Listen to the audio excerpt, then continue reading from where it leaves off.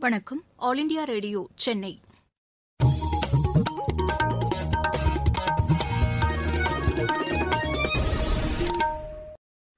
மாநிலச் செய்திகள் வாசிப்பவர் வடிவழகி கபிலன். தலைப்புச் செய்திகள்: கோவிட் தொற்று தடுப்பு மருந்து அடுத்த சில வாரங்களில் அறிமுகப்படுத்தப்படும் என்று பிரதமர் திரு நரேந்திர மோடி கூறியுள்ளார்.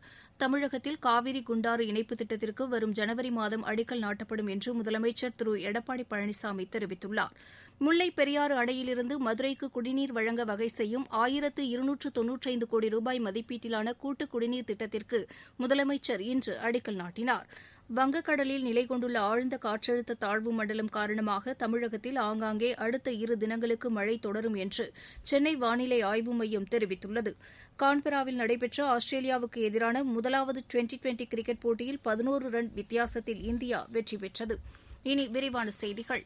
கோவிட் தொற்று தடுப்பு மருந்து அடுத்த சில வாரங்களில் அறிமுகப்படுத்தப்படும் என்று பிரதமர் திரு நரேந்திர மோடி கூறியுள்ளார். இன்று காணொலி வாயிலாக நடைபெற்ற அனைத்துக் கட்சிக் கூட்டத்தில் கலந்து கொண்டு பேசிய அவர், நாட்டில் 8 தடுப்பு மருந்துகள் பல்வேறு கட்ட பரிசோதனைகளுக்கு உட்படுத்தப்படுவதாக கூறினார்.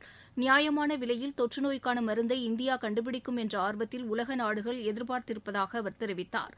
அனைவருக்கும் தடுப்பு மருந்து கிடைப்பதற்கு ஏதுவான திட்டம் செயல்படுத்தப்படும் என்று பிரதமர் உறுதியளித்தார். ஆராய்ச்சியில் ஈடுபட்டுள்ள விஞ்ஞானிகளின் முழு திருப்தியுடன் இந்த தடுப்பு மருந்து திட்டம் தொடங்கப்படும் என்றார். தடுப்பு மருந்துகளை பாதுகாப்பாக குளிர்சாதன வசதியுடன் கூடிய கிடங்குகளில் பாதுகாத்து வைக்க நடவடிக்கை எடுக்கப்படும் என்றும் அவர் கூறினார். மருத்துவத்துறையில் பணிபுரியும் அனைவருக்கும் முதலில் தடுப்பு மருந்து வழங்கப்படும் என்று பிரதமர் தெரிவித்தார். இது தொடர்பான பட்டியலை தயாரிப்பதற்கு மாநில அரசுகளுடன் ஆலோசனை நடத்தப்பட்டு வருவதாக அவர் கூறினார். கடந்த பிப்ரவரி மார்ச் மாதத்திலிருந்து கோவிட் தொற்றால் நாடு பல கட்டங்களை தாண்டி வந்திருப்பதாகவும் நாட்டு மக்களை பாதுகாப்பது ஒன்றே அரசின் நோக்கமாகும் என்றும் பிரதமர் குறிப்பிட்டார். தடுப்பு மருந்து குறித்து யாரும் அச்சமடைய தேவையில்லை என்றும் தேவையற்ற வதந்திகளை நம்ப வேண்டாம் என்றும் பிரதமர் கேட்டுக் கொண்டார். தடுப்பு மருந்து தொடர்பான விழிப்புணர்வை பரவலாக்குவதற்கு அதிகாரிகள் நடவடிக்கை எடுக்குமாறு அவர் வலியுறுத்தினார். அதுவரை மக்கள் பாதுகாப்பாக முகக்கவசம் அணிய வேண்டும் என்றும் தனிநபர் இடைவெளியை கடைபிடிக்க வேண்டும் என்றும் அடிக்கடி கைகளை கழுவ வேண்டும் என்றும் அவர் கேட்டுக் கொண்டார். தமிழகத்தில் காவிரி குண்டாறு இணைப்பு திட்டம் சுமார் 14,000 கோடி ரூபாய் மதிப்பீட்டில் செயல்படுத்தப்படும் என்று முதலமைச்சர் திரு எடப்பாடி பழனிசாமி கூறியுள்ளார். சிவகங்கை மாவட்டத்தில் வளர்ச்சித் திட்டப் பணிகளை ஆய்வு செய்த பின்னர் பேசிய அவர், இந்த திட்டத்திற்கு வரும் ஜனவரி மாதம் அடிக்கல் நாட்டப்படும் என்று கூறினார்.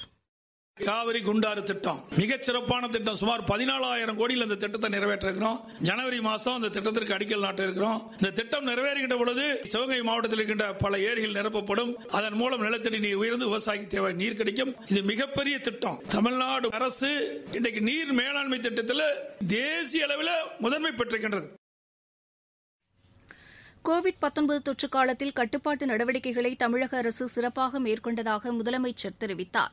சட்டமன்ற கட்டிடத்தில் ஓமந்தூரார் ராமசாமி ரெட்டியார், செக்கிழுத்த செம்மல் வ.உ. சிதம்பரனார் மற்றும் மோகன் குமாரமங்கலத்தின் முழு உருவப்படமும் திறந்து வைக்கப்படும் என்று முதலமைச்சர் தெரிவித்தார்.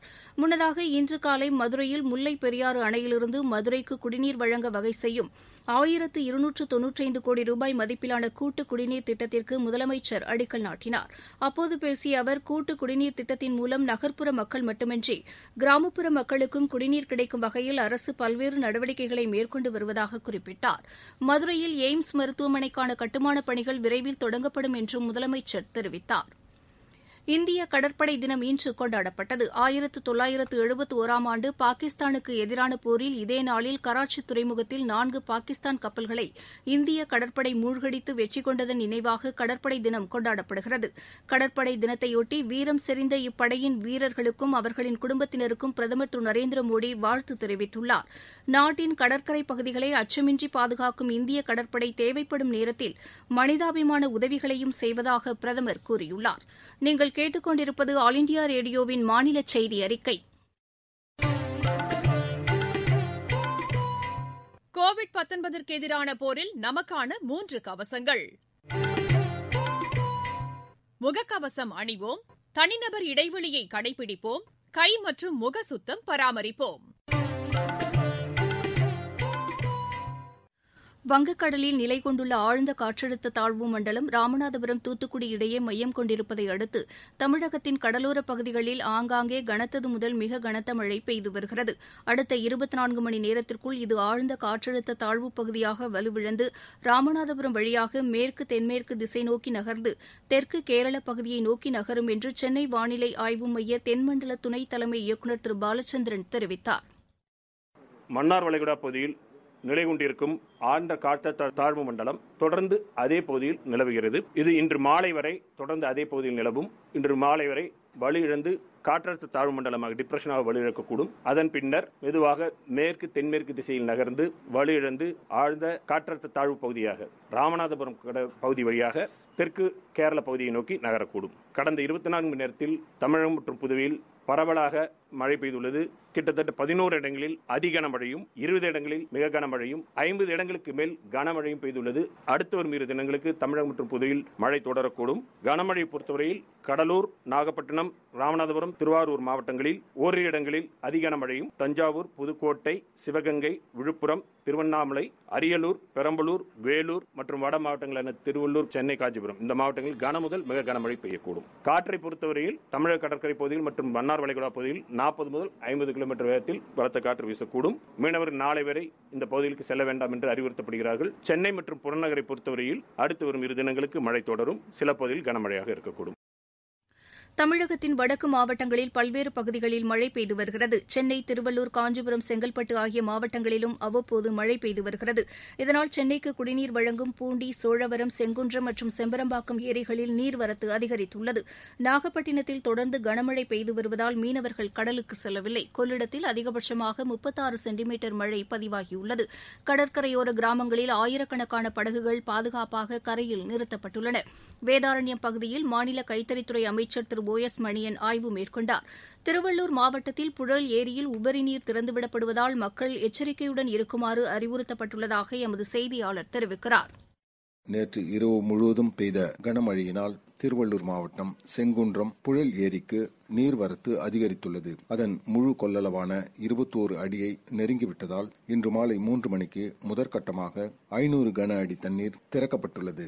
எனவே புழல் ஏரியிலிருந்து வெளியேறும் தண்ணீரானது சுற்றியுள்ள கிராமங்களான நாரபாரிக்குப்பம், வடகரை, வடபெரும்பாக்கம், மஞ்சம்பாக்கம் வழியாக செல்லும். எனவே கரையோரம், தாழ்வான பகுதிகளில் இருக்கும் பொதுமக்கள் பாதுகாப்பாக இருக்கும்படி மாவட்ட ஆட்சியர் பொன்னையா வெள்ள அபாய எச்சரிக்கையை அறிவித்துள்ளார். மேலும் ஏரிக்கு வரக்கூடிய நீர்வரத்துக்கேற்ப படிப்படியாக நீர் வெளியேற்றம் அதிகரிக்கும் எனவும் எதிர்பார்க்கப்படுவதால் எச்சரிக்கையுடன் இருக்குமாறு பொதுமக்களுக்கு தெரிவிக்கப்பட்டுள்ளது. திருவள்ளூரிலிருந்து AK தனசேகரன். செங்கல்பட்டு மாவட்டத்தின் மதுராந்தகம் ஏரி முழு கொள்ளளவை எட்டியிருப்பதை அடுத்து உபரி நீர் திறந்துவிடப்படும் என்றும் 18 கிராமங்களுக்கு வெள்ள அபாய எச்சரிக்கை விடுக்கப்பட்டுள்ளதாகவும் எமது செய்தியாளர் கூறுகிறார். திருவாரூர் மாவட்டம் மன்னார்குடியில் மழைநீர் தேங்கிய பகுதிகளை மாநில உணவுத்துறை அமைச்சர் திரு காமராஜ் நேரில் பார்வையிட்டார். கொடைக்கானல் மலைப்பகுதியில் கடந்த 2 நாட்களாக காற்றுடன் கூடிய மழை பெய்வதால் பழனி பிரதான பகுதியில் மண்சரிவு ஏற்பட்டுள்ளது. அதனை சீரமைக்கும் பணிகள் நடைபெற்று வருவதாக எமது செய்தியாளர் கூறுகிறார். கடலூர் மாவட்டத்தில் மழை காரணமாக 10,000 ஏக்கருக்கும் மேற்பட்ட நிலங்கள் நீரில் மூழ்கியிருப்பதாக மாவட்ட ஆட்சியர் தெரிவித்துள்ளார். ஏற்கனவே 441 மையங்கள் இருக்கு, பாதுகாப்பான மையங்கள் எல்லாமே ஓபன் பண்ணிருக்கோம். இன்னும் தேவை இருந்தா இன்னும் ஒரு 200 இருக்கட்டும், இல்லாட்டி கிராமத்துக்கு ஒரு ஷெல்டர் திறக்கிறதா இருந்தாலும் திறக்க சொல்லிட்டோம். கடலூர் மாவட்டத்தை பொறுத்தவரைன்னா சராசரியா 20 சென்டிமீட்டர் கனமழை பெஞ்சிட்டு இருக்கு. மாவட்ட நிர்வாகம் சார்பில் பொதுமக்கள் அனைவருக்கும் ஒரே ஒரு வேண்டுகோள் என்னன்னா, யாருமே அலட்சியமாக தாழ்வான பகுதிகள் இருக்காதீங்க. எல்லா டிபார்ட்மெண்ட்டும் ஃபீல்ட்ல வேலை செஞ்சிட்டு இருக்காங்க. அங்காங்கே வர இடத்துல இருக்கிற தேங்கி நிக்கிற தண்ணிக்கு வெளியேற்றிக்கிட்டு இருக்கோம். கடலோர கிராமங்கள்ல இருக்கிற 4 பிளாக்ஸ்ல இருக்கிற மக்களும் யாரும் கடலுக்குள்ள போக வேண்டாம். நிறைய இடத்துல ஃபுல் டேங்க் லெவல்ஸ்ல வாட்டர் இருக்கு. பொதுமக்களும் இதுல ஒத்துழைப்பு தரணும். தூத்துக்குடி மாவட்டத்தில் வெள்ளம் சூழ்ந்த பகுதிகளில் வடகிழக்கு பருவமழை கண்காணிப்பாளர் திரு குமார் ஜெயந்த் ஆய்வு மேற்கொண்டார். நிவர் புயல் பாதிப்புகளை மதிப்பீடு செய்வதற்கான மத்திய குழு நாளை சென்னை வருகிறது. மத்திய உள்துறை அமைச்சகத்தின் இணைச் செயலர் திரு அசுதோஷ் அக்னிகோத்ரி தலைமையில் 7 பேர் கொண்ட குழுவினர் பல்வேறு இடங்களை பார்வையிட்டு பாதிப்புகளை மதிப்பீடு செய்ய உள்ளனர். விளையாட்டுச் செய்திகள் கான்பராவில் நடைபெற்ற ஆஸ்திரேலியாவுக்கு எதிரான முதலாவது டுவெண்டி கிரிக்கெட் போட்டியில் 11 ரன் வித்தியாசத்தில் இந்தியா வெற்றி பெற்றது. இப்போட்டியில் டாஸ் வென்ற ஆஸ்திரேலியா முதலில் பந்து வீச தீர்மானித்தது. இதனையடுத்து களமிறங்கிய இந்தியா நிர்ணயிக்கப்பட்ட 20 ஓவரில் 7 விக்கெட் இழப்புக்கு 161 ரன் எடுத்தது. 162 ரன் எடுத்தால் வெற்றி என்ற இலக்குடன் களமிறங்கிய ஆஸ்திரேலியா 7 விக்கெட் இழப்புக்கு 150 ரன் மட்டுமே எடுத்தது. தமிழக பந்து வீச்சாளர் நடராஜன் மற்றும் சாகல் தலா 3 விக்கெட்டுகளை வீழ்த்தினர். ISL கால்பந்து போட்டியில் சென்னை அணி இன்று பெங்களூரு அணியை எதிர்கொள்கிறது. கோவாவில் நடைபெறும் இப்போட்டி இரவு 7:30 மணிக்கு தொடங்குகிறது. மீண்டும் தலைப்புச் செய்திகள். கோவிட் தொற்று தடுப்பு மருந்து அடுத்த சில வாரங்களில் அறிமுகப்படுத்தப்படும் என்று பிரதமர் திரு நரேந்திர மோடி கூறியுள்ளார். தமிழகத்தில் காவிரி குண்டாறு இணைப்பு திட்டத்திற்கு வரும் ஜனவரி மாதம் அடிக்கல் நாட்டப்படும் என்று முதலமைச்சர் திரு எடப்பாடி பழனிசாமி தெரிவித்துள்ளார். முல்லைப் பெரியாறு அணையிலிருந்து மதுரைக்கு குடிநீர் வழங்க வகை செய்யும் 1295 கோடி ரூபாய் மதிப்பீட்டிலான கூட்டு குடிநீர் திட்டத்திற்கு முதலமைச்சர் இன்று அடிக்கல் நாட்டினார். வங்கக்கடலில் நிலை கொண்டுள்ள ஆழ்ந்த காற்றழுத்த தாழ்வு மண்டலம் காரணமாக தமிழகத்தில் ஆங்காங்கே அடுத்த 2 தினங்களுக்கு மழை தொடரும் என்று சென்னை வானிலை ஆய்வு மையம் தெரிவித்துள்ளது. கான்பெராவில் நடைபெற்ற ஆஸ்திரேலியாவுக்கு எதிரான முதலாவது டுவெண்டி கிரிக்கெட் போட்டியில் 11 ரன் வித்தியாசத்தில் இந்தியா வெற்றி பெற்றது. இத்துடன் இந்த செய்தி அறிக்கை நிறைவு பெற்றது.